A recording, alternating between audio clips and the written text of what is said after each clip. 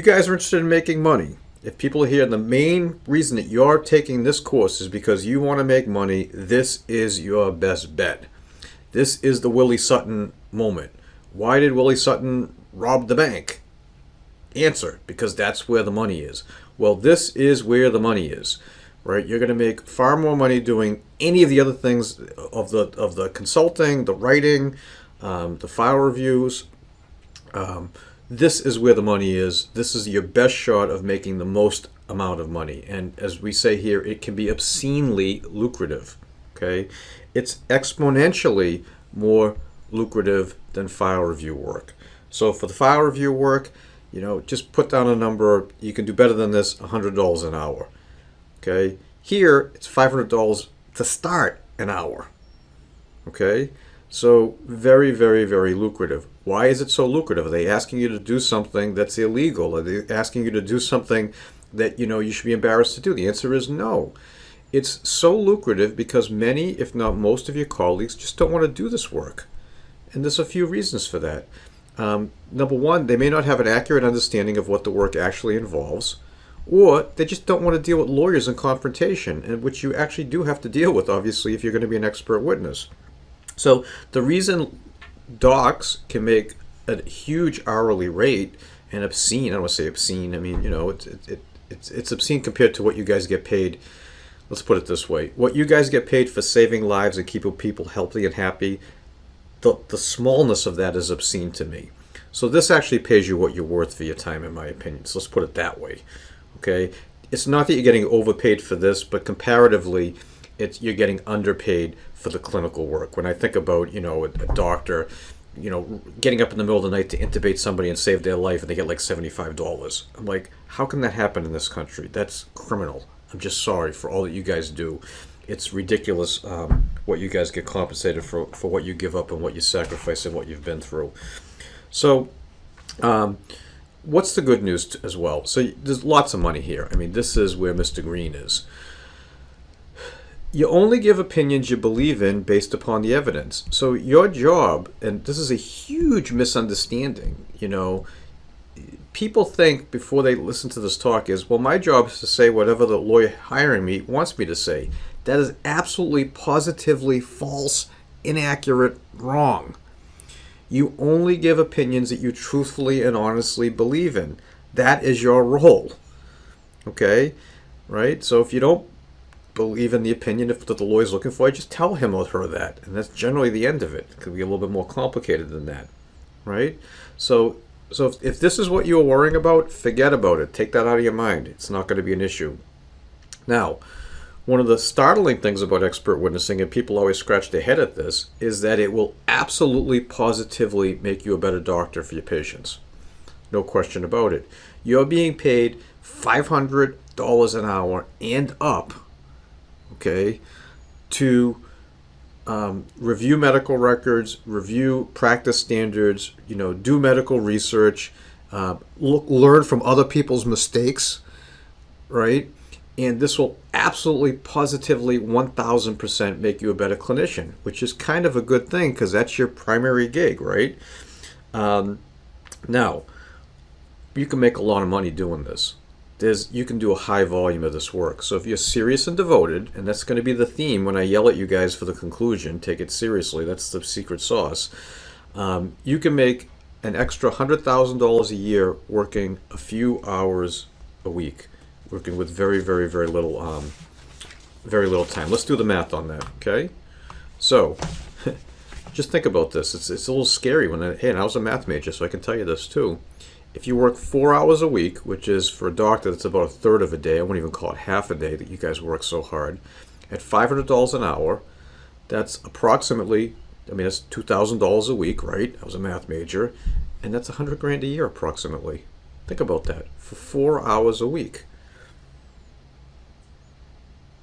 It's the money that you can make here. Again, this is where the money is. If your main focus is money, this is where it is. The earning potential is a game changer. I have several clients that are doing more than $1 million a year, clients that I have coached and worked with one-on-one, part-time. medical doctors, still treating patients, doing this part-time, making $1 million a year. Now, you got to hustle to do that, right? A lot of things are going to line up. But you know, there's a lot of money out there. So, and when I talk about game changer, right, you know, how do I say this? Let's do some more math. Let's say you're 40 years old, okay? And let's say you can get this practice, you're charging $500 an hour, and you can get this up to one decent sized day. You can get the expert witness practice up to, you know, 1 10-hour day a week. That's not going to be a 10-hour day. You probably do break it up or whatever, but you understand. It's like one day, you know, 10 hours a week. So if you do the math on that, that works out to $250,000 a year. If you can do that to age 75, which is a realistic thing for a medical doctor, assuming you keep your marbles and you're still kicking, that's almost $10 million you can make part-time. That is a game changer. And I'm telling you, $250,000 is a successful expert witness practice. It's not a wildly successful expert witness practice for a physician. People that I would consider to be very successful are in the $500,000 range, part-time. The work is out there. The work follows the quality. You learn to do this at a high level. The work will find you. And you can also find the work. So the money, again, this is where the money is if you really need to change things up. So I have a client doing extremely well doing this, and she is a pediatric specialist. She's not a pediatrician, but she's a pediatric specialist. She works on birth injury cases, very, very serious, sad cases. And the reports that, you know, her typical involvement in the case might be $20,000, $30,000, something like that. She got into this work because she has a daughter that needs to be in a treatment facility for mental health reasons, and insurance doesn't pay for it. And doing this work allows her to keep her daughter in a very, very top end facility that she could never in any other way afford to do. You got kids going to college like I do. This is a game changer. You actually want to be able to retire comfortably as a doctor. This is a game changer. So this is really where the money is. Okay, more good things. What's the name of this course? How to supplement your clinical income with lucrative home-based work. So one of the big misconceptions is, oh, I'm running around and I'm going to be in court all the time. That is totally wrong. The vast majority of this work, 95% of it, is going to be done from your home, your office, the beach, wherever you want to be. Okay? Because what is the vast majority of the work? It's going to be file review, looking at medical records. Gee, doctors know how to do that. It's going to be research. You know how to do that. Okay? And it's going to be report writing. And then also talking to the lawyer. All that stuff can be done from home. That's the vast majority of what an expert witness does. So you think you're running around in court all the time, forget it. It's not happening. Trials are very rare. A very busy physician expert, and I say very busy, you got dozens of active cases. This could be somebody making $300,000-$400,000 a year. Might testify on trial on average 1 to 2 times per year. That's it. Trials are very risky. Trials are very expensive, so trials are very rare. These cases settle. Okay, then they might not settle till the eve of trial, right at trial, during the trial, right? But you're not going to be doing a whole lot of that. What about depositions? You're going to do more depositions than trials? Sure. Some states, they don't have depositions, like in Massachusetts and New York, but you're going to do a lot of depositions. What's a deposition? It's an out-of-court examination under oath. For that, the lawyer typically comes to you, okay, which is a nice thing. So so that's helpful. Or they can do it via video conference. So in terms of disruption, travel, things like that, not an issue. Not an issue at all. The lawyer will come to you. The lawyer's like a junket. We'll talk more about that later. Most of the work can be done on your own schedule.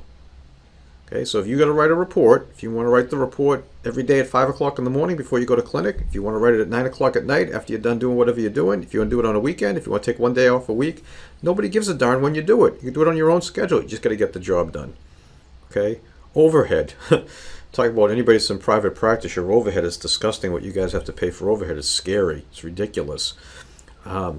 This gig, the overhead is ridiculously low. Ridiculously low. Most experts don't even carry insurance for this work. Why?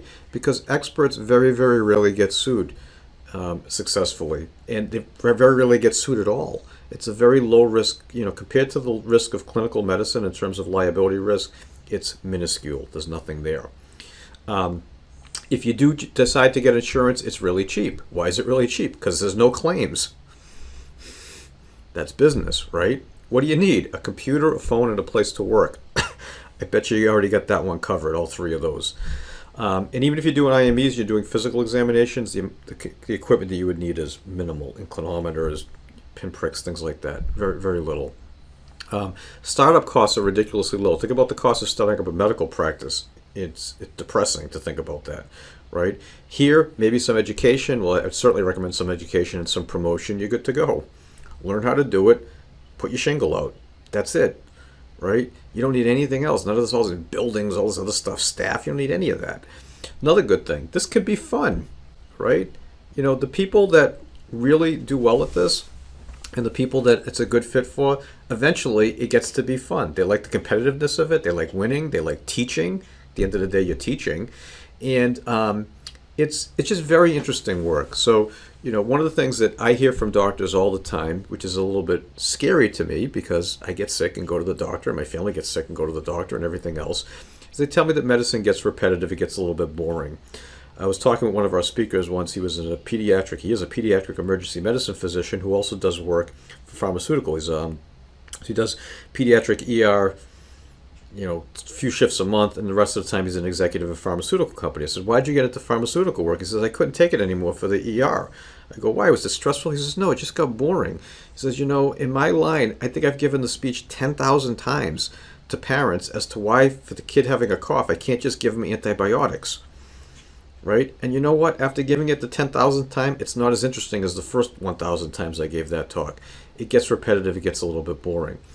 So this is a way to spice things up because it's going to be a little bit different. And it can be very interesting. And obviously, as doctors, you all love to learn. And you're going to learn a lot about medicine. You're going to learn a lot about human nature. You're going to learn a lot about the legal system by doing this work.